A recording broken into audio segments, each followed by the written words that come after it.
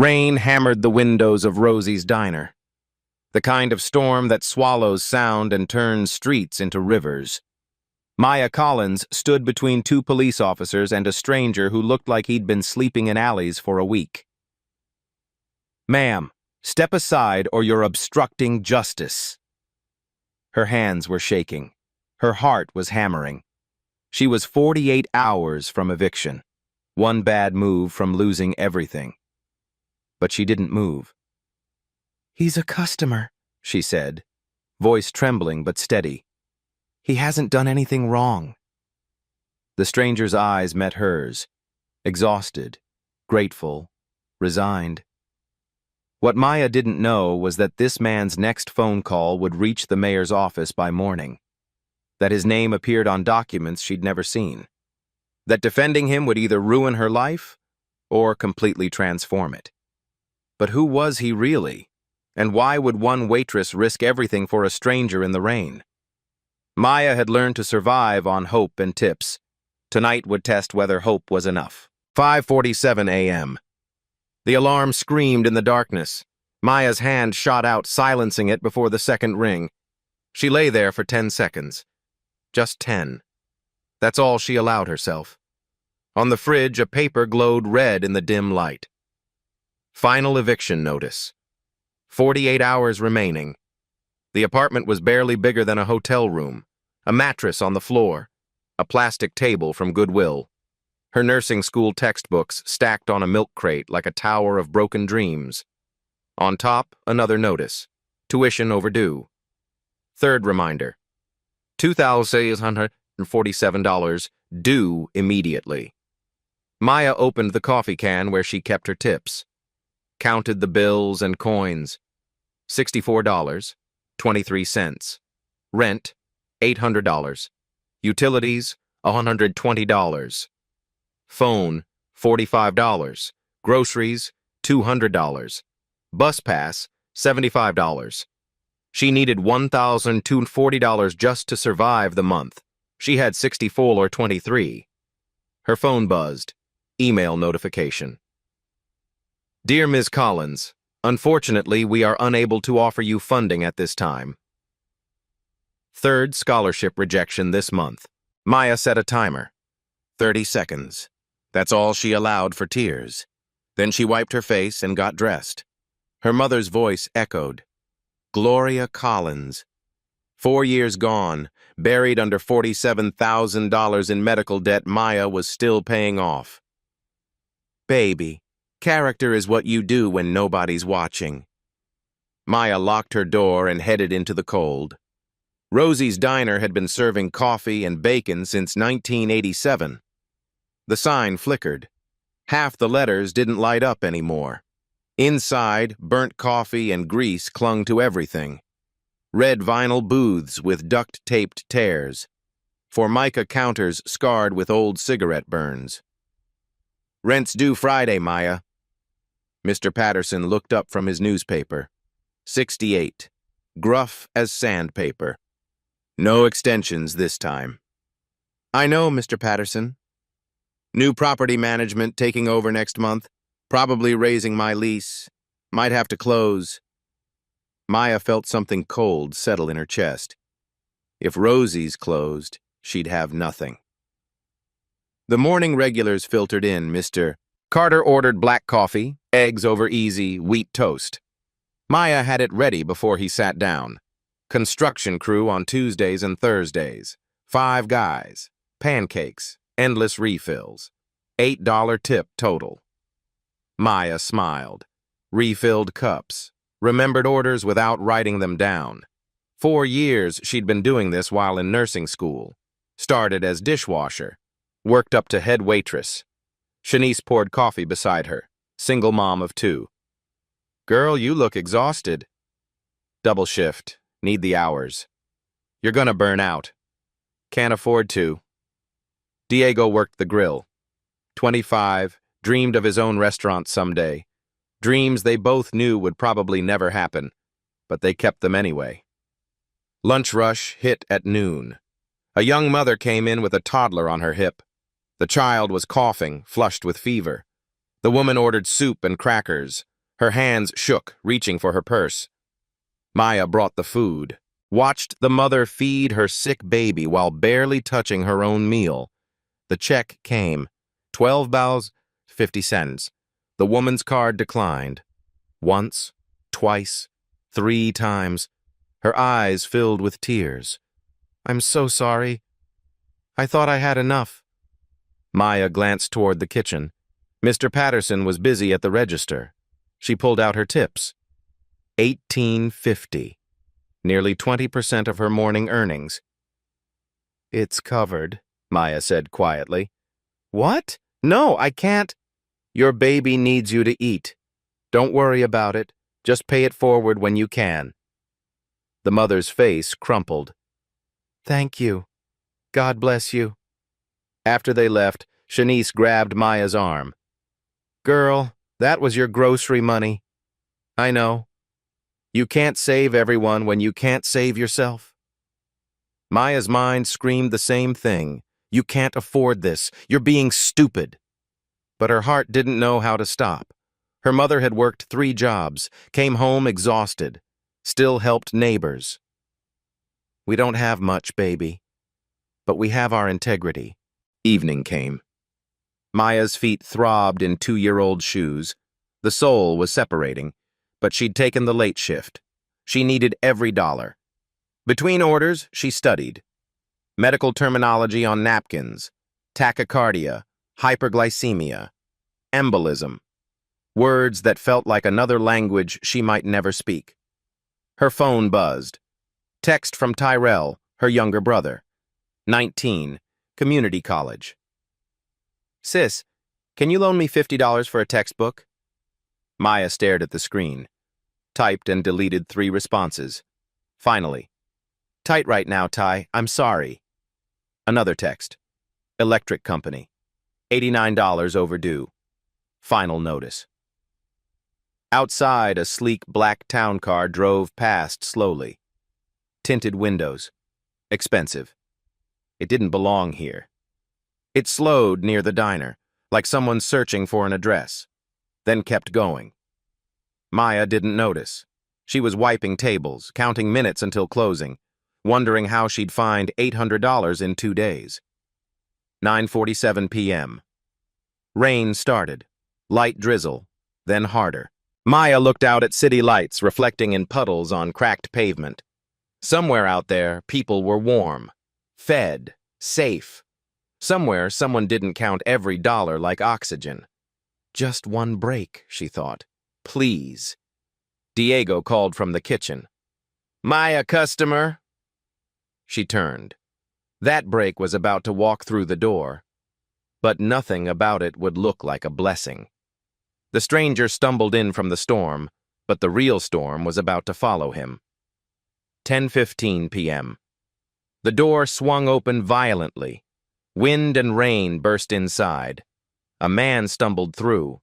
White, mid-50s, looked like he'd been through hell. He was soaked to the bone. Wearing an oversized gray jacket, cheap, stained, clearly not his.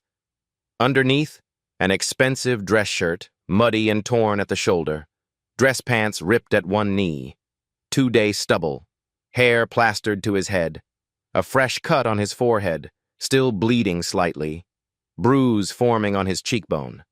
No bag, no phone, no umbrella. He limped. He moved like someone in shock, slow, deliberate, scanning the room like he didn't know where he was. Diego whispered to Maya, "Looks like trouble. Want me to handle it?" "No, I got it." The man collapsed into the corner booth, Maya's section. She grabbed a towel and the coffee pot, walked over. Up close, something didn't add up. Despite the homeless appearance, when he sat, his back straightened automatically. Shoulders back. The posture of someone used to command. His hands were clean, nails trimmed, maintained. Not the hands of someone living on the streets. "Coffee, please. Black." His voice was hoarse but educated. Precise diction. "And do you have a phone I could use? Mine was stolen." Maya poured. "You're soaked. Here." She handed him the towel.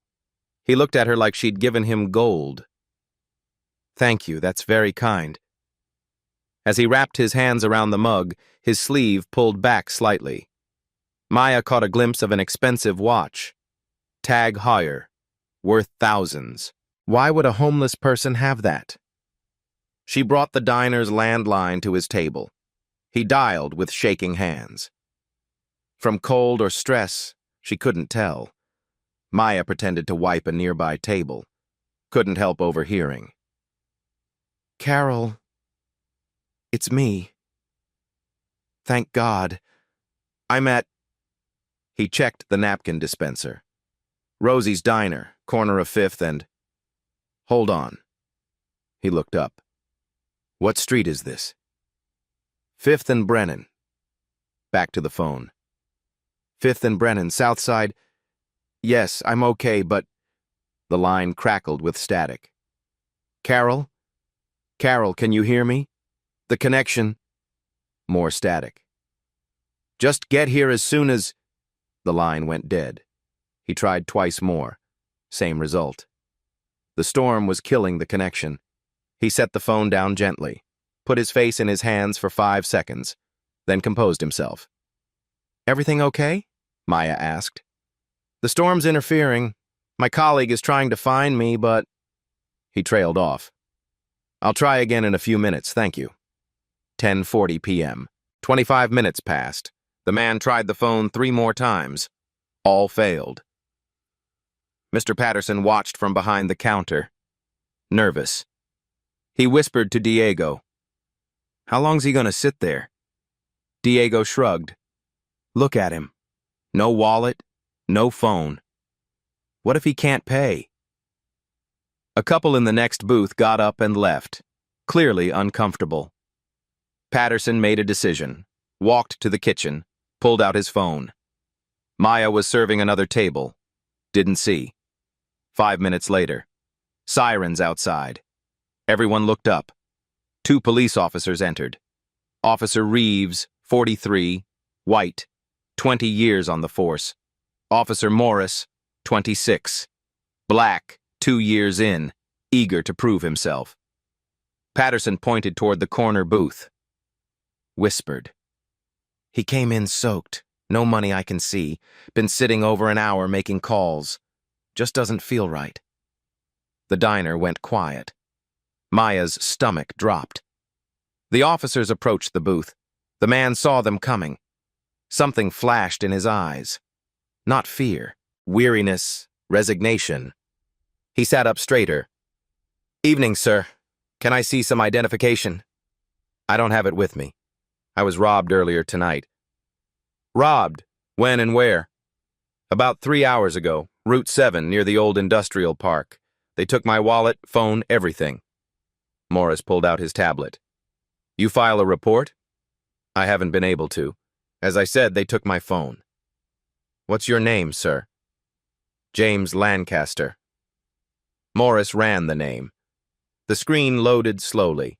Nothing came up. "Nothing in the system," Morris said to Reeves. Reeves turned back to the man. "No ID, no phone, no record of a robbery report. You've been sitting here over an hour without ordering food. Sir, I need you to come with us." "Officer, I ordered coffee. I'm waiting for someone. I haven't done anything illegal." "Vagrancy is a misdemeanor, sir. Stand up, please." Outside, that same black town car pulled up. Slowed. The driver saw the police cars, hesitated, then drove away quickly. The man saw it leave. His face fell. Reeves pulled out handcuffs. "Sir, hands behind your back." Maya stood frozen behind the counter, coffee pot in hand. Her mind raced. He hasn't done anything wrong. But you don't know him. What if Patterson's right? The police think he's guilty. Who are you to interfere? You can't afford to lose this job. 48 hours until eviction. Then another thought. What if that was you? What if that was Tyrell? She remembered. Her brother, 16, stopped by police for fitting a description. Forced against a wall. Searched. Humiliated. He'd done nothing wrong. Just walking home from the library. her mother's voice. "Baby, sometimes doing right costs you everything. You do it anyway." She watched Officer Reeves lift the man's arm to cuff him. The man didn't resist, just looked resigned, like he'd expected this. His eyes scanned the diner one last time, landed on Maya for half a second. Not pleading, not asking, just human. Something cracked open in Maya's chest. She set down the coffee pot. Her hands were shaking. She had 3 seconds to decide. Stay silent and keep her job, or speak up and risk everything. She stepped forward. Her next words would either ruin her life or change it forever. She had no idea which. Maya's voice cut through the diner. "Officers, excuse me." Every head turned. Officer Reeves looked up annoyed. "Ma'am, step back. This doesn't concern you." Maya walked closer. Every step felt like walking through water. "He's a customer. He ordered coffee and asked to use the phone. He's waiting for someone to pick him up." Morris raised an eyebrow. "And you know how?" "Because I served him. I've been watching. He hasn't caused any trouble." Mr. Patterson hissed from behind the counter. "Maya, stay out of this." She ignored him. Reeves stepped toward her. "Ma'am, this man has no identification, no way to verify his identity, and has been loitering for over an hour." "He's not loitering." Maya's voice grew stronger. "Loitering means not buying anything. He bought coffee. He's a paying customer." Her hands clenched into fists to stop the shaking. Sweat broke out on her neck. Her name tag caught the fluorescent light. Morris consulted his tablet. "Does he have an ID?" "Not everyone carries their wallet everywhere. That's not a crime." "It is if you can't prove who you are." "So anyone who gets robbed is automatically a criminal? That's not how the law works." The diner went dead silent. Diego and Shanice stared. Customers watched like it was a movie. Reeves took another step. "Ma'am, I'm going to ask you one more time to step aside, or you'll be charged with obstruction of justice." Everything in Maya screamed to back down. The eviction notice, her debt, her brother, the $12 she'd given away. She thought about everything she could lose. Then she thought about what she'd lose if she stayed silent. "I'll vouch for him." Reeves blinked. "Excuse me?" "I'll vouch for him. If there's any problem, you can hold me responsible, but he hasn't done anything wrong." The stranger spoke, voice quiet. "Miss, please. You don't have to do this. I don't want you getting in trouble." Maya kept her eyes on Reeves. "Too late. I already did it." Reeves reached for his radio. "Dispatch, we might need another unit at Rosie's diner." Maya's legs felt weak, but she didn't move. Morris leaned closer to the man, squinting at his wrist. "Sir, is that a Tag Heuer watch?" The man pulled his sleeve down. "It was my father's." Morris turned to Reeves, voice low. "That watch is worth $5,000–6,000. Something's off." Reeves looked at the man more carefully, the dress shirt under the cheap jacket, expensive fabric, quality leather shoes. His expression shifted. He turned back to Maya. "Ma'am, what's your full name?" "Maya Collins. And you're willing to put your name on record, vouching for this stranger?" Every instinct screamed no, but she thought about her mother.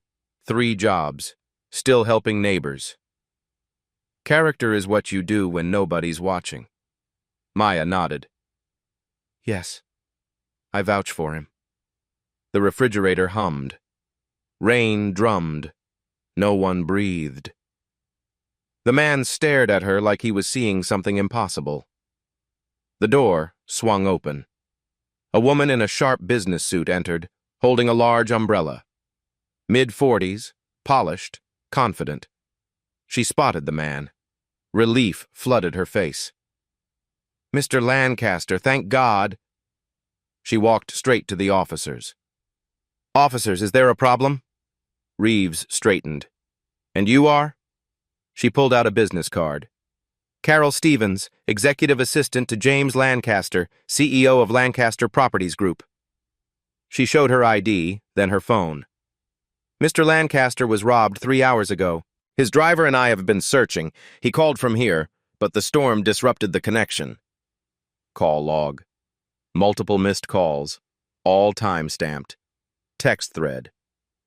Police report filed. Case 4472B, robbery on Route 7. Victim, James Lancaster. Morris verified on his tablet. It matched. The atmosphere shifted immediately. Reeves uncuffed James. "Sir, I apologize. Are you injured? Do you need medical attention?" James rubbed his wrists. "I'm fine, officer. Just cold and tired. You can go. We'll follow up tomorrow." The police left. Patterson slunk to the kitchen, face red. Diego exhaled. Shanice whispered, "Girl, you're crazy." Carol started to speak, but James stopped her. He stood slowly, walked to Maya. Up close, she saw his exhaustion, bloodshot eyes, pale face, but something else in his expression. "You didn't have to do that. Why did you?" Maya met his eyes. "Because it was the right thing to do." He studied her face like memorizing it. "Most people would have looked away, safer that way." "I'm not most people. And safe doesn't mean much if you can't look at yourself in the mirror." Emotion crossed his face. His jaw tightened. Carol stepped forward. "Please let me cover his bill and leave a tip." Maya rang up the check. 3 to 50. Carol handed her 100. Maya's eyes widened. 2 days of tips. 2 days closer to rent. She made a change, handed back $96.50, kept $420 sound total. Carol blinked. "Please, keep it. After what you did." Maya pushed the money back. "I don't need charity, ma'am. I was doing my job. He's a customer, that's all." James and Carol exchanged a look. Surprise. Respect. James extended his hand. "What's your name?" "Maya. Maya Collins." They shook. His hand was cold, but his grip was firm. "Thank you, Maya Collins." The way he said it carried weight, like he was saying something much bigger. Something passed between them. Recognition. Understanding. This moment mattered. James turned to leave, then hesitated. He reached into his jacket, pulled out a bent business card, walked back, placed it in her hand. "If you ever need anything, and I mean anything, call this number, day or night." Maya glanced at it. Elegant cardstock, embossed lettering, but too overwhelmed to really see it. She tucked it in her apron. "Thank you, but I'll be fine." His smile was sad. "Keep it anyway. Please." Carol opened the umbrella. They walked out. A black Lincoln Town car pulled up, had been circling. Through the rain, Maya glimpsed the leather interior. Glowing screens. Luxury she'd only seen in movies. A uniformed driver helped James in. The car disappeared into the storm. Diego appeared beside her. "That was the craziest thing I've ever seen you do." Shanice shook her head. "You got guts. Also probably a pink slip tomorrow." Maya touched the card in her pocket. Didn't pull it out. What did I just do? She sat in the booth where James had been. The seat was still warm. She stared at the rain, at the taillights vanishing into darkness. She had no idea the card in her pocket was a golden ticket, or that James was already on the phone making plans that would change everything. But her troubles were far from over. In fact, they were about to get much worse before they got better. 2 a.m. Finally, closing time. Mr. Patterson called Maya to the back office. He didn't yell. Somehow that was worse. "Maya."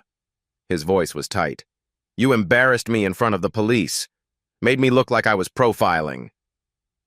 Mr. Patterson, he was just a customer who looked like trouble. I was protecting my business. You undermined my authority. Maya stayed quiet. I can't have employees who think they run the place. He pulled out the tip jar, removed a 20. This covers the disturbance. $20. Almost half her tips.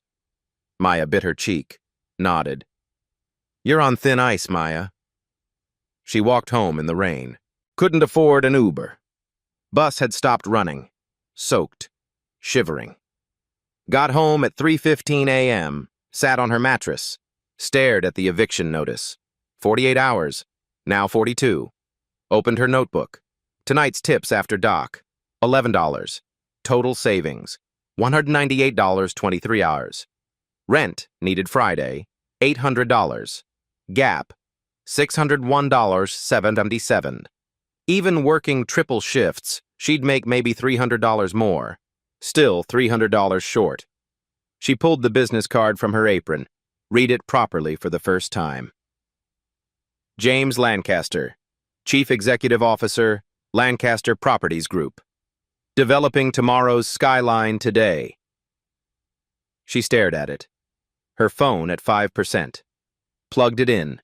Googled James Lancaster. Loading. Buffering. Internet cut out. Bill unpaid. Service suspended. She connected to her neighbor's open Wi-Fi. Results loaded. Her hands went numb. James Lancaster, billionaire real estate developer. Lancaster Properties, 47% of city's commercial district Forbes article with photo. James in a tailored suit, ribbon cutting, shaking hands with the mayor. Maya stared at the photo, the card, her eviction notice. She picked up her phone, looked at his number. He said, "If you need anything." You need $600. He's a billionaire. Pocket change. But you're not a charity case. Your mother didn't raise you to beg. But pride doesn't keep you housed. What if he thinks you only helped to get something? What if he doesn't remember you tomorrow? Maya put the phone down, placed the card on her fridge with a magnet, next to the eviction notice. 2 pieces of paper, one red, one white. Deadline and possibility. She'd handle this herself. Set the alarm for 5:30 a.m. 4 hours of sleep. Double shift tomorrow.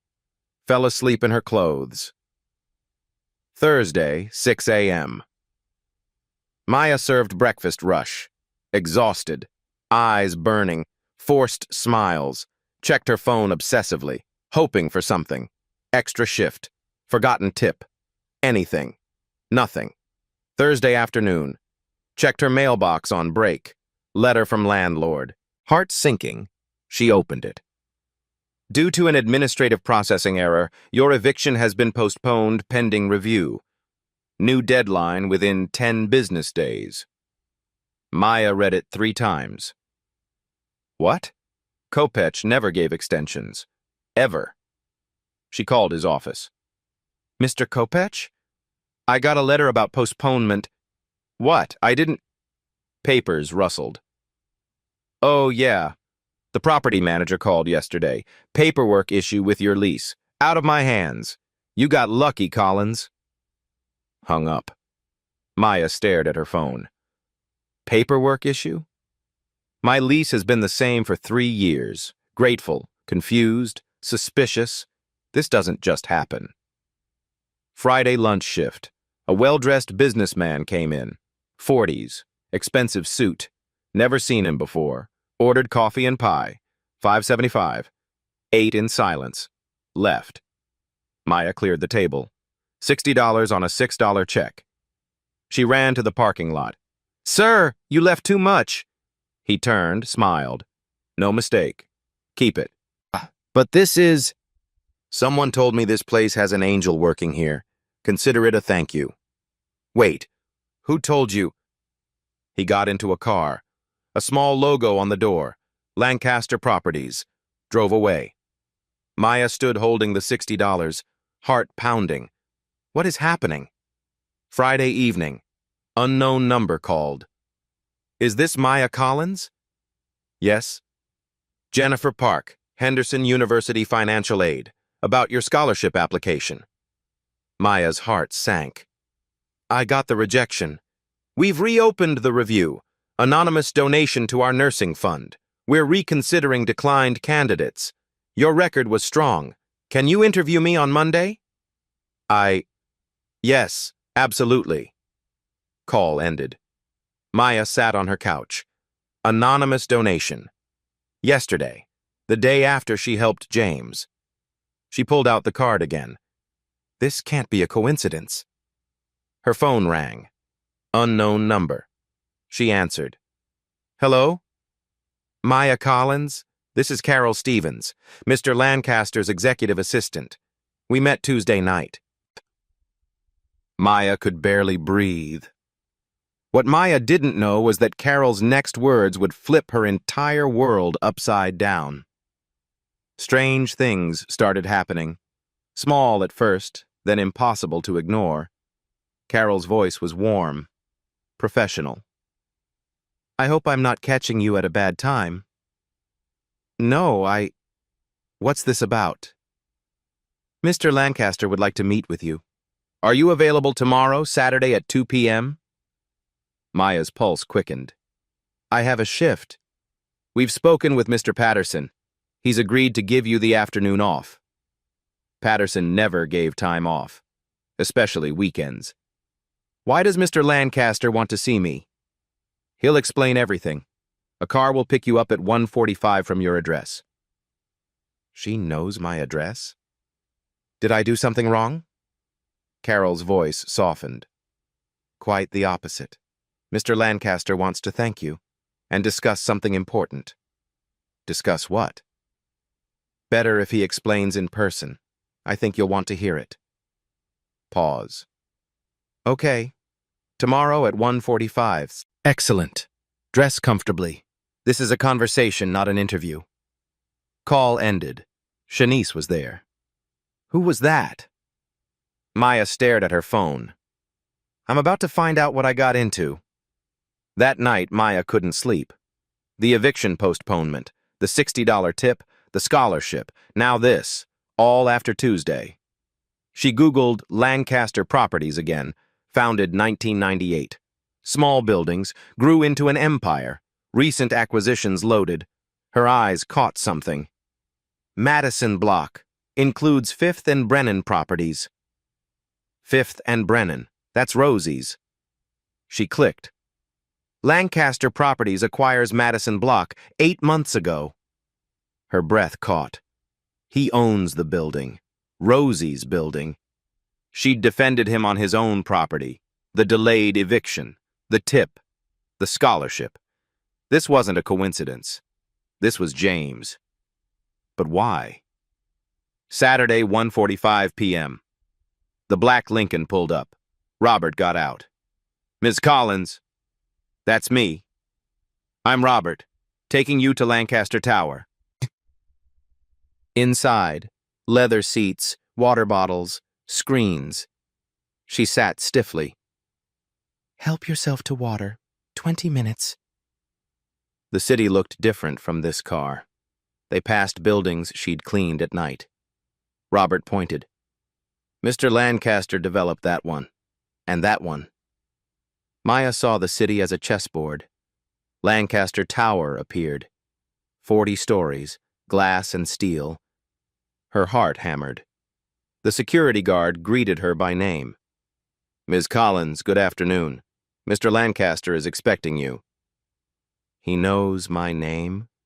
Through revolving doors, 3-story atrium, waterfall wall, marble floors, modern art. People in suits crossed the lobby. She felt like another planet. Private elevator, just her and the guard. Mirrored walls, classical music. She caught her reflection. So out of place. What does he want? 40th floor, executive suite. Carol waited, a warm smile. Maya, thank you for coming. led her through the hallway. Original artwork, thick carpet, conference room, floor-to-ceiling windows, the entire city below. Please sit. Mr. Lancaster will be right in. Can I get you anything? I'm fine. Carol left. Maya sat, hands folded to keep from shaking, looked out at the city, could see her neighborhood. Tiny, distant. Door opened. James Lancaster entered. Transformed, tailored suit, perfectly groomed, clean-shaven, but same kind eyes. Taller than she remembered. Presence, command. He smiled. Genuine. Maya, thank you for coming. Extended his hand. They shook. He sat across from her. Equal level. I imagine you have questions. Maya found her voice. A few hundred. He smiled. Let me start by telling you the complete truth about Tuesday night. And about me. And with those words, the truth wasn't just surprising. It completely rewrote everything she thought she knew. The truth wasn't just surprising. It completely rewrote everything she thought she knew about that night. James took a breath, leaned forward slightly. First, I need to tell you what really happened to me Tuesday night. All of it. Maya listened. I was returning from a meeting in the suburbs, potential development site, about 40 minutes outside the city, Route 7 near the old industrial park, around 7:30 p.m. He spoke methodically, like presenting evidence. My town car broke down. Engine failure. Complete. My driver, Robert, said he'd walk to a service station 2 miles back. Call for help. I waited in the car. James's jaw tightened. 2 men approached, early 20s.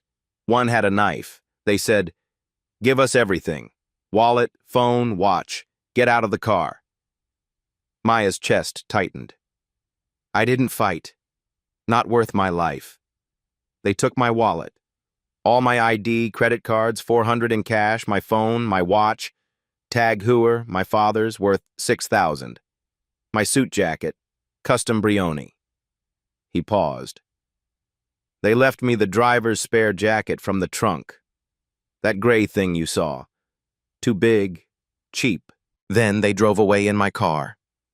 Robert came back 20 minutes later. Car gone. Me sitting on the curb. We flagged down a passing truck, got a ride toward downtown. I needed to call Carol, get help, but no phone. Robert dropped me near what he thought was a safe area. 5th and Brennan. I saw Rosie's diner. Lights on. People inside. Safe haven. Maya remembered him stumbling through the door, soaked, desperate. I went in, asked to use the phone, called Carol from the landline, but the storm kept cutting the connection. I gave her the cross streets, but the line died. Carol and Robert started searching, circling the area in the town car you saw.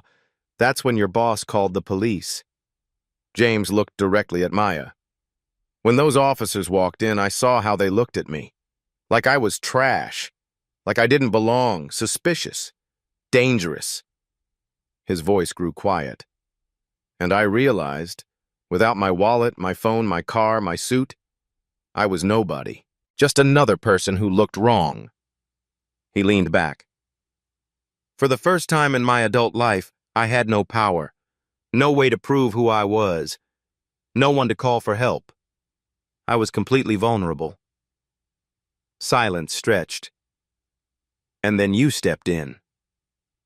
James pulled out a tablet, opened a video file, turned the screen toward Maya. Security footage, Rosie's diner, Tuesday night. She watched herself step between the officers and James, hands shaking, voice firm. He hasn't done anything wrong. Watched herself refuse to back down. Watched herself say, I'll vouch for him. The video ended. James set the tablet down. Do you know what building Rosie's diner is in?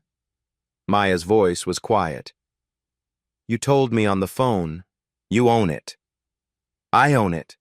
I own the entire Madison block. Rosie's, the laundromat next door, the apartments above, the vacant lot behind.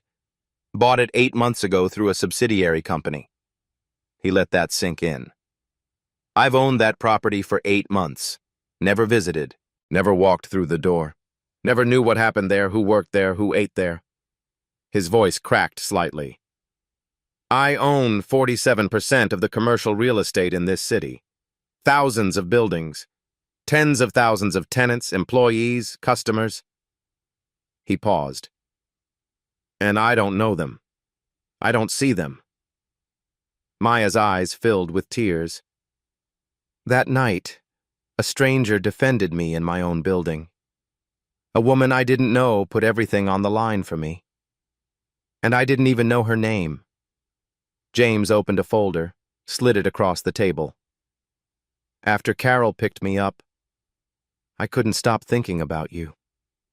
So I asked her to find out who you were.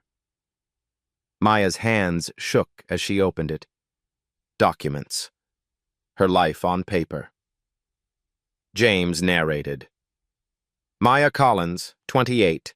Mother Gloria Collins passed away 4 years ago from breast cancer. Medical debt totaling $47,000. You've been paying it off at $200 per month. Maya wiped her eyes.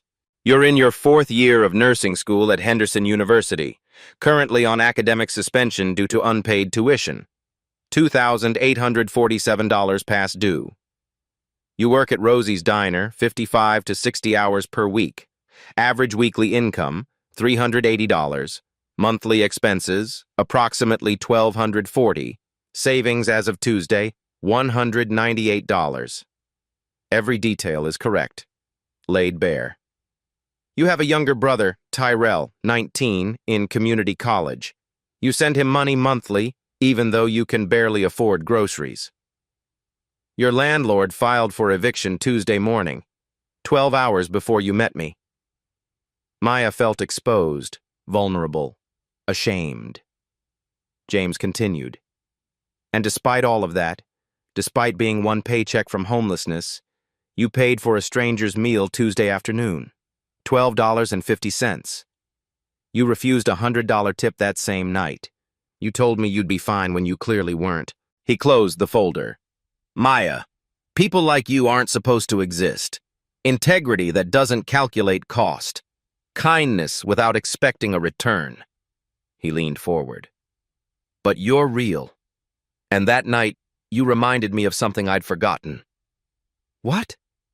Maya's voice was barely a whisper. That I've spent 20 years building an empire from real estate. I know the value of every square foot of land in this city. But I don't know who lives there. I don't know who serves coffee in my buildings. I don't see the people. His voice grew raw.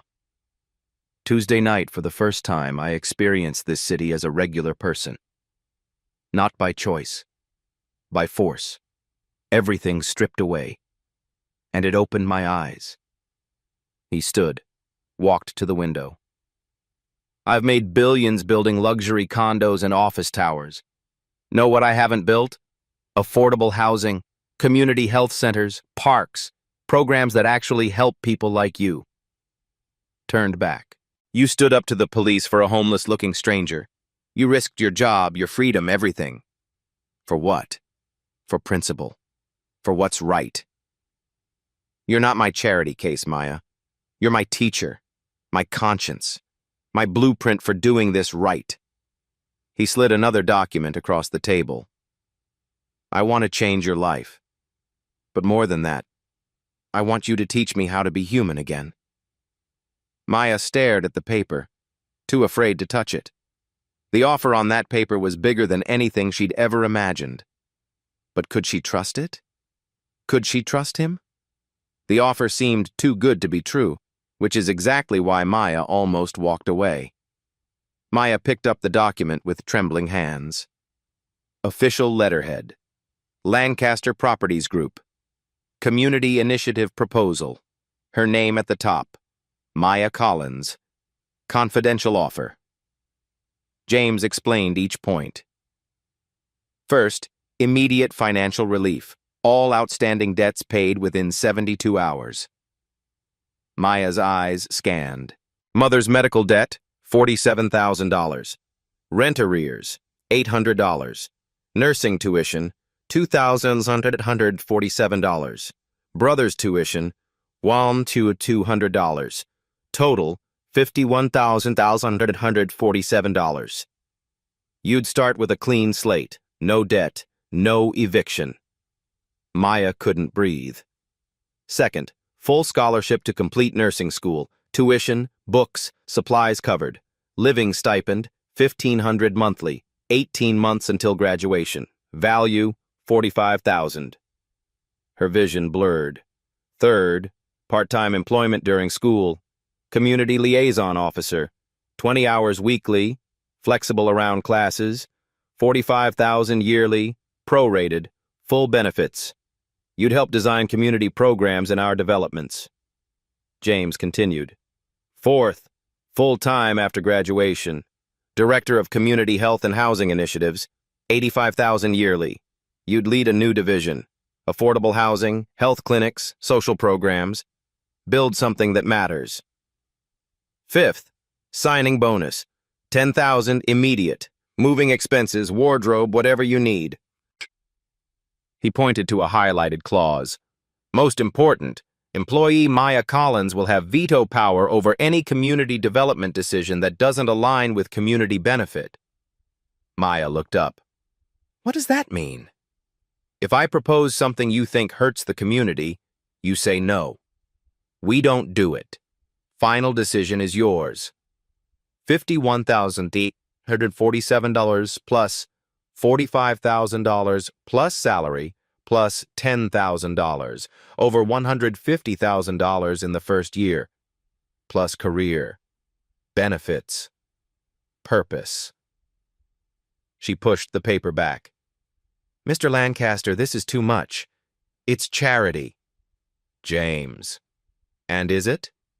My current community relations director earns $95,000, MBA from Wharton, 8 years experience, excellent at public perception.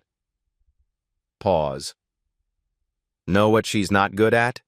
Actually caring, understanding what our developments do to neighborhoods, standing up to me when I choose shareholders over people. He tapped the contract. This isn't charity. This is smart hiring. You have what no MBA teaches, lived experience, moral courage, integrity. But the debt payoff? Investment. James stood, walked to the window. In you, but also my company's future. I've made billions on luxury condos and towers. What haven't I built? Affordable housing, health centers, parks, programs for people like you, people who make my buildings run. He turned. 20 years I've extracted wealth from communities. Time to give back. But I don't know how.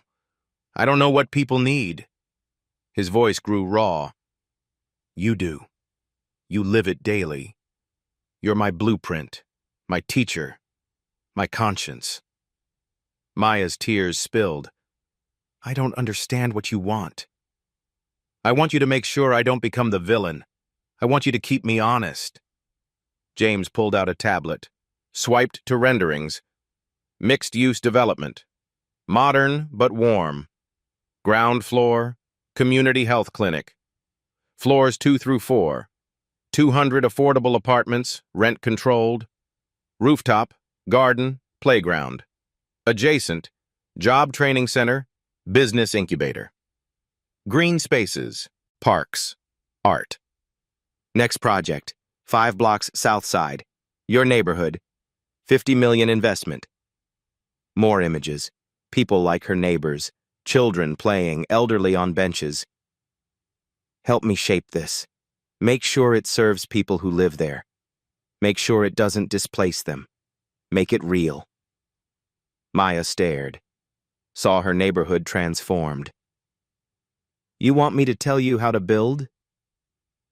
I want you to make sure I build right, with heart, integrity, the way you live. He zoomed to the clinic. You're becoming a nurse. Who better to design community health programs? Maya's mind raced. Help people, not just serve coffee. create scholarships for kids like Tyrell, protect her neighbors from displacement, turn struggle into purpose. But doubt crept in. Why give me veto power? What if I refuse something you want? James met her eyes. Then we don't do it. That's the point. 20 years doing what I want made me rich and empty. I need someone who'll say no. Silence. Maya thought of her mother. Character is what you do when nobody's watching. Eviction notice, brother's tuition, endless grind. But also, what if it's a trap? What if he changes his mind? What if I'm not enough? James read her mind. You're scared. You should be. This is terrifying. But I'm scared too. You're scared? Terrified. What if I fail? What if you say yes, and I mess it up? He leaned forward. But Tuesday, you were scared. You did it anyway. That broke something in Maya. She breathed. If I say yes, I have conditions. James raised an eyebrow. I'm listening. 1. I finished nursing school first. Promise to my mother. Done. 2. Programs benefit more than me. Real scholarships, real jobs, real opportunities for neighbors. Already planned. 3. I still work at Rosie's until graduation. Part-time, nights. I don't abandon Diego and Shanice. James smiled. I wouldn't expect less, though I'll talk to Patterson about employee treatment. Maya picked up the pen, hand trembling, signed her name. Maya Collins, shaky but clear. James signed opposite. James Lancaster, handshake across the table. Welcome to Lancaster Properties, Ms. Collins. Thank you, Mr. Lancaster. James. Thank you, James. Carol entered with champagne, non-alcoholic for Maya. They toasted. Maya looked out at the city, her city, from the 40th floor. Everything looked different. She had no idea her signature would spark a transformation across the entire city, and that everyone was about to notice. The changes started with one person, then became a movement. Monday morning, Maya sat on her apartment floor. Email confirmations flooded her phone. Medical debt, paid in full. Rent arrears, paid in full. Tuition, paid in full. Tyrell's tuition, paid in full. She cried for 20 minutes straight. Called Tyrell. Ty, your tuition is covered. All of it. The whole year. What? How? Long story. Just study hard. Make it count. She returned to nursing school. The registrar welcomed her back with apologies. Bought new textbooks. Not used, not damaged. New. First paycheck deposited. $1,730. Bank balance, $11,917.23. More money than she'd ever had in her life. She called her landlord, paid 3 months ahead. Just to be safe. Maya moved to a modest one-bedroom, still South Side. She refused James's suggestion of a luxury place. I want to stay in my neighborhood. She still worked Rosie's 3 nights weekly. Her choice. Shanice asked, Girl, why are you still here? This is my family. She began 20 hours weekly at Lancaster Properties, attended development meetings, visited the proposed South Side site, met architects, city planners. The first time she spoke up in a meeting, she suggested increasing affordable housing from 30 to 40%. James supported her immediately. She studied at night. Medical terminology, anatomy, clinical skills. The exhaustion was different now, purposeful, hopeful, meaningful. The community noticed. Maya got a job with that rich guy from the news. Some were skeptical. Rich developer says he cares. We'll see. But Maya's involvement lent credibility. If Maya believes in it, maybe it's real. 3 months in. Press conference. James and Maya stood at a podium together. Lancaster Community Initiative, $50 million investment in South Side redevelopment, not displacement. Partnership. Key features announced. 200 affordable housing units, rent-controlled 20 years. Free community health clinic. Job training center. Small business grant program. 5 to 50,000 for local entrepreneurs. Youth scholarship fund. Maya spoke, hands shaking. This neighborhood raised me. This program is designed to lift it up, not price it out. Every decision made with community input. This is for us. By us. Local news covered it. Interviewed residents, Mr. Carter from the diner. If Maya says it's good, I believe her. Construction began. First visible change. Vacant lot became community garden. Maya's suggestion. Let people see change now, not in 3 years. Local residents hired for construction. 60% of the crew were from the neighborhood. Maya's non-negotiable condition. First small business grant awarded. To Diego. For his dream restaurant. He cried when he got the call. Shanice enrolled in job training. Administrative assistant track. The young mother whose meal Maya paid for? Her son got into the new after-school program. 6 months in. Local TV feature. From diner to developer, the waitress who changed the game. Split screen. Maya in uniform. Maya in business clothes. Interview with James. Maya didn't just defend me that night. She saved this project from becoming another gentrification disaster. She keeps me honest every single day. Community members interviewed. Single mother. I got a job through training, first real job with benefits in 5 years. Elderly man. I can see a doctor without choosing between medicine and food. Teenagers. I got a scholarship because of Ms. Maya. I'm going to college. Other developers started calling. How did you get community buy-in? James's answer.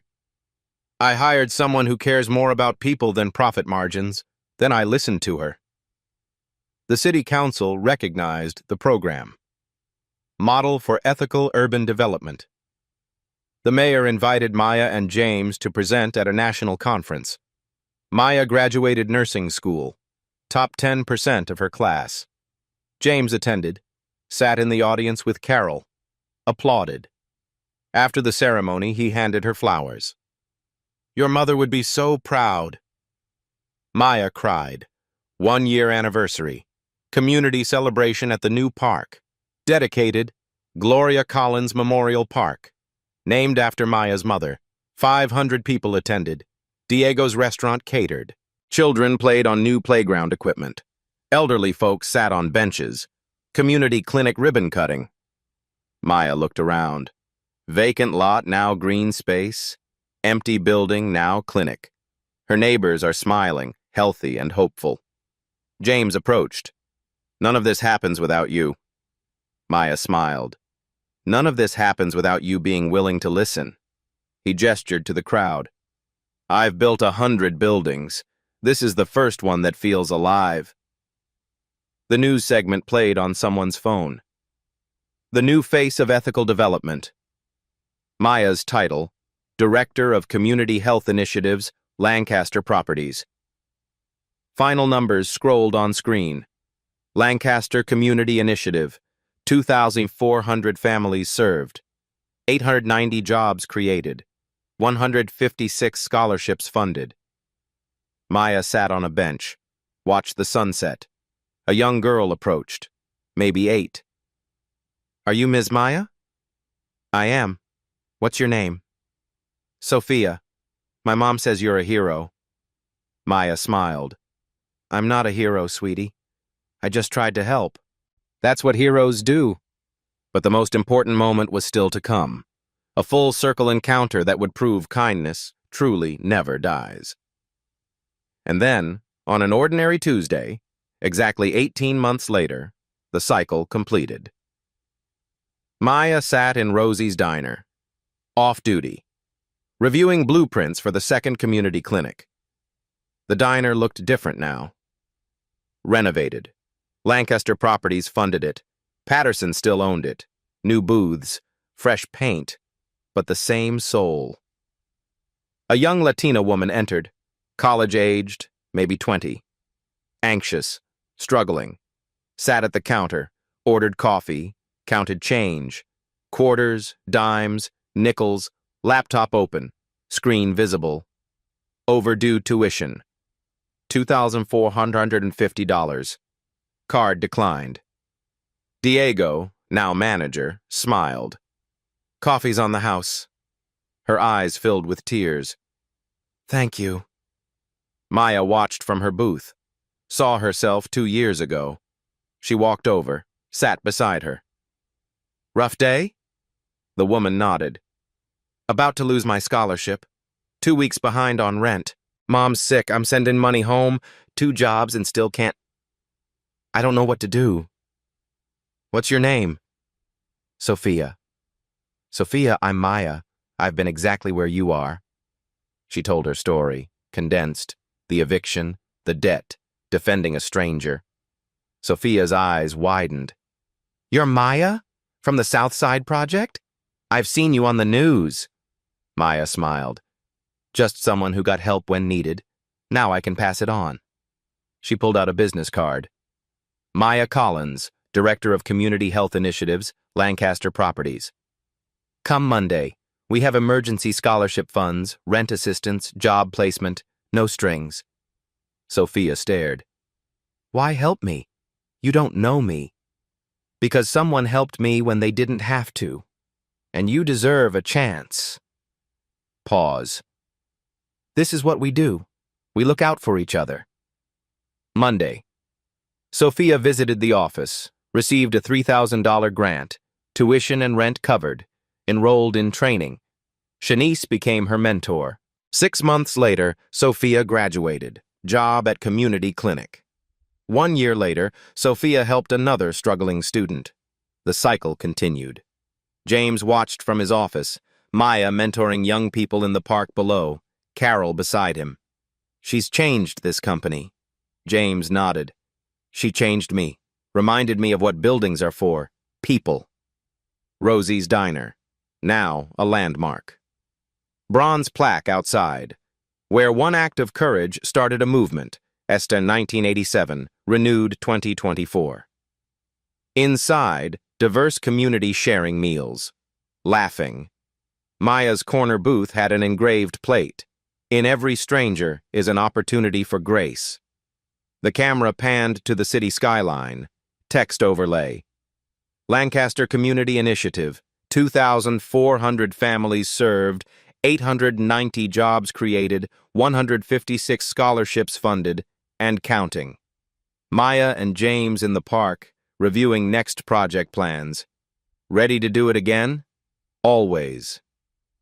One rainy night, one brave choice, one stranger defended, a city transformed.